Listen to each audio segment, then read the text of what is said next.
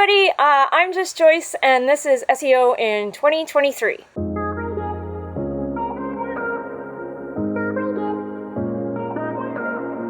Jess, what is your number one SEO tip for 2023? Great question. Is to measure what you can and whatever you have access to and then iterate on that. Meaning that there are a lot of different ways that you can go about measurement and tracking and analytics across many different platforms, and the space is only getting more diverse. So most of the companies I work with, you just have to work with what you have and then get buy-in as you go to iterate on that and make it better, faster, stronger, as Daft Punk would say. There are many things you can measure, though. What are some of the most important things that you absolutely have to be measuring? The number one thing is revenue, ideally, to track that back to whatever channel you're working on. Most of us are in SEO, so tracking that channel effectively back to revenue is always the most effective way that you can track everything, and is the biggest metric that you should be tracking, in my opinion, in whichever way or fashion with whatever element that you can. I know most of us are familiar with Google Analytics 3 or Universal Analytics, so setting up goals in there and doing that as effectively as you can, but knowing that Universal Analytics is going the way of the dinosaur in the next couple years, I think that's going to open up the space in a lot of different ways. So that's why I like tracking it back to just the metrics themselves instead of using like an overall program, because you can always use a program to track metrics and making sure that you write down the metrics that you want to track. So page views, impressions, and then tracking that through your funnel and tracking your revenue through that. And then you can attribute that to whichever program or software or tool that you're using once UA goes the way of the dinosaur. So you started off with revenue, and revenue obviously should be the most important thing. However, what happens if an SEO is really shoehorned into focusing on revenue as the most important thing? Does it not mean that they're ending up focusing on bottom of the funnel keyword phrases and they don't really have an opportunity or incentive to focus on top of funnel? Right, yeah. And honestly, they should have secondary metrics that go along with those, because they're all leading metrics to success, right? Like tracking multi-stage attribution is not at the point that it should be still in 2023 that we're speaking about the future in. So you should always have leading metrics that go along with that. Page views, impressions, click-through rate, all those wonderful things, and then setting up goals throughout your website as efficiently as you can, because GA4 is based off of that, right? Is based off of events and tracking all those. So it really, as much as it is GA3 is going the way of a dinosaur, GA4 opens up that play box to give you the ability to track whichever success metrics that you can do and setting them up specifically for whichever organization you're working with.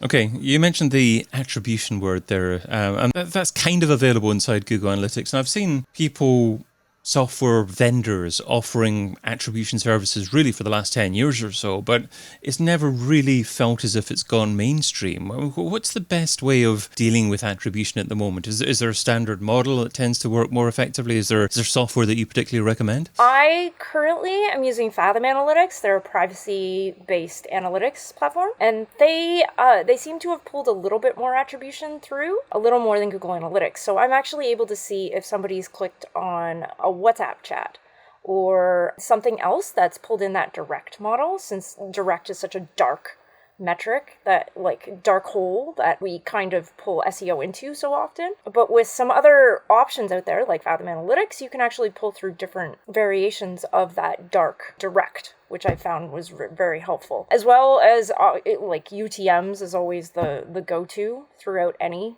I think, attribution model and any metric and any platform throughout the internet. So wherever you can use UTMs on any campaigns is always a helpful thing. Okay. And in terms of model, there are obviously so many different options available. I mean, I fancy a model that would involve some kind of combination of time decay with actually having an intelligent understanding of the amount of time that a user has been on the site based upon referring source. Is there any kind of ideal model that you favor? I haven't seen anybody do this super effectively yet, honestly, especially with everything changing so quickly. Helpful content update incoming is in 2023. So I'm still working on a specific basis with like clients to just understand that on their their content models depending on how much content they have, how often they're updating it, how many people they have in-house that are working on the content, how close they are to their topic, how much they've covered that content in the topic. These aren't things that you can kind of put into like a Google Analytics at this point.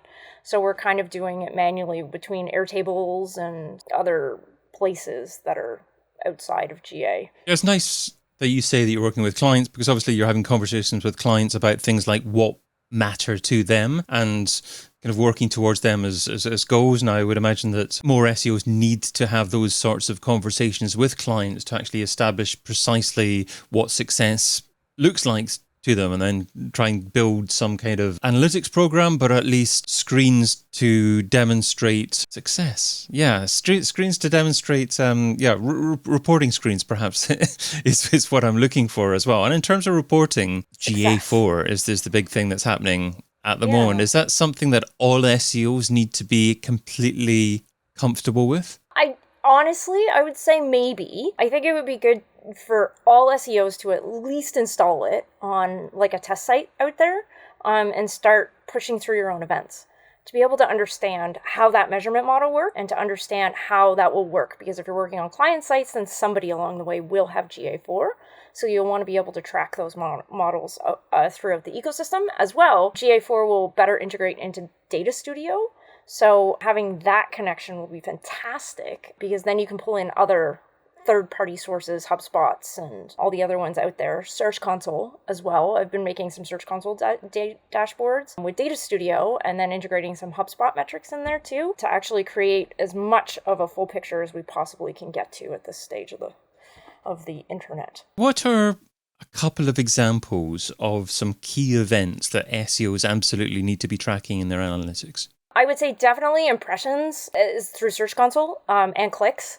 Clicks and impressions is definitely my success metrics that I go to, and indexing. I like to see where the sites are at as far as indexing. There's been all kinds of stuff and fluctuation throughout the web, and Search Console's been updating their stuff like mad in the last little while. So monitoring your indexing of your site, and then monitoring the impressions that you're getting in search, and then monitoring your click-throughs is definitely to see how everything's going. Also, the keywords that Search Console is pulling through. I know it's not a full picture of everything, because nothing will be, but you got to measure something. Like I said, my takeaway is to measure whatever you have access to. So Search Console is what we have access to, and it's what Google is giving us.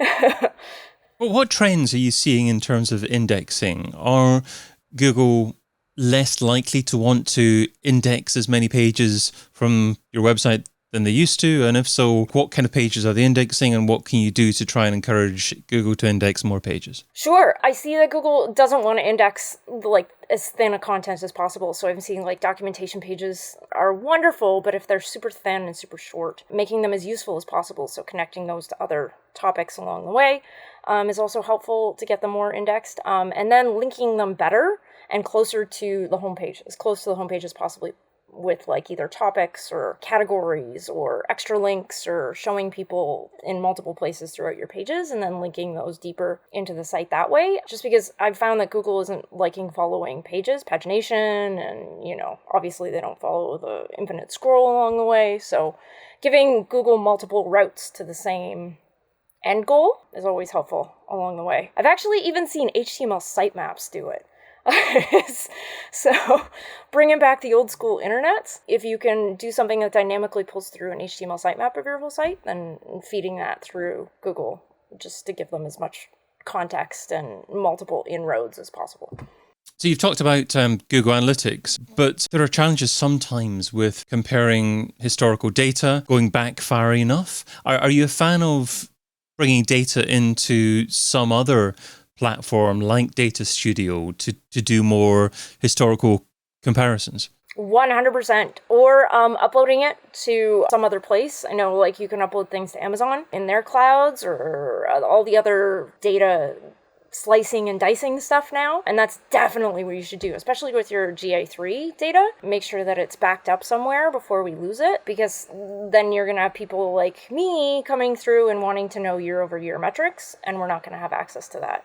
So definitely backing that stuff up and making sure that you have it in a secondary location, so that somebody can at least have that year-over-year data, or at least quarter-over-quarter at least if I have like a quarter that goes back at least to 2020, since we're talking about the past now, or 2022 even would be ideal.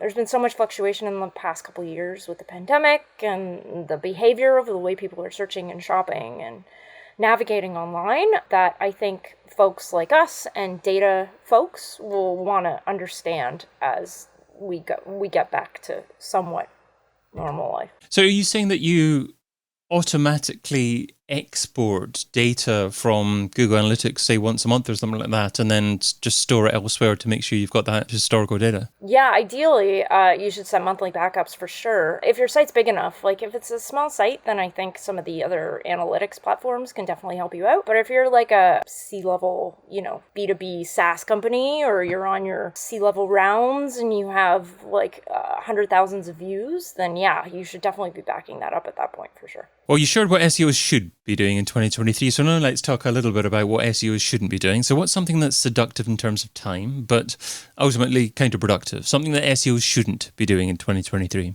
I would say with all the updates that we've been seeing is focusing specifically on search engines. I know it's been said before, but I think something that we shouldn't do focusing in 2023 is focusing on search engines alone. Google doesn't focus on a search engine alone. Google focuses on the users who are using said search engine. So I think we as SEOs should also be doing the same. When you're making a website, you're not making a website for you at the end of the day, you're making it for users. So we should be thinking the same way at the end of the day. You could spend a whole mountain of time looking through what search engines do and how they process things. But at the end of the day, they care about users, so you should too. And what do you define as a search engine in 2023? Does it include YouTube? Does it include TikTok? Does it include something else? Yeah, I think it includes all of those. Pinterest was really big for a while too. I think Pinterest still has a stake in all of this. So yeah, I think all of them attribute back. I've even seen people making TikToks of how to Google these days. So I think all of those are very helpful in helping people find the information they're looking for, which is really obtuse way of saying people search. In whichever way or fashion that ends up being. So yeah, think of your users obviously, but does that mean that you once in a X amount of time sit down with a panel of your users and discuss what they're actually looking for? Do you look at video recordings of them to see actually what they're doing on your site once they get onto your site, or do you look in other places? Yeah, I think it depends on the organization, but if you have a UX team, lean on them. Fantastic. Love that. Love UX teams. If you have a customer support team, lean on them. I've done a bunch of that with one of my clients, is we are talking to support and we've opened up those channels and those conversations back and forth.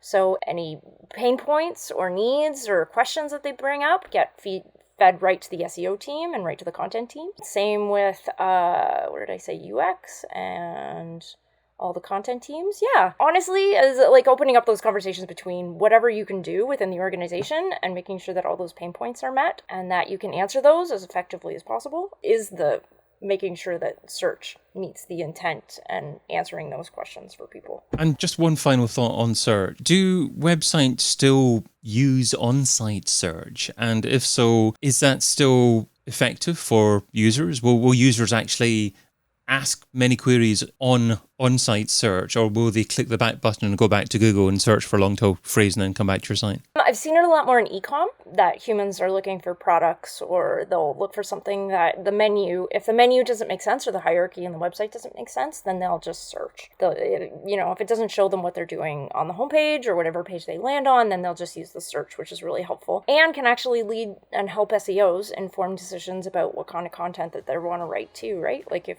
somebody's looking for a pleated skirt in purple 500 times, then yeah, you're going to want to write about the purple pleated skirt more, obviously, and ensure that that answer is met. So I definitely think on-site search can definitely be valuable. Brilliant. Okay, you don't want to be saying that too many times. Jess Joyce is an SEO consultant at jessjoyce.com. Jess, thanks so much for being part of SEO in 2023. Thanks so much. Get your copy of SEO in 2023, the book, over at SEOin2023.com.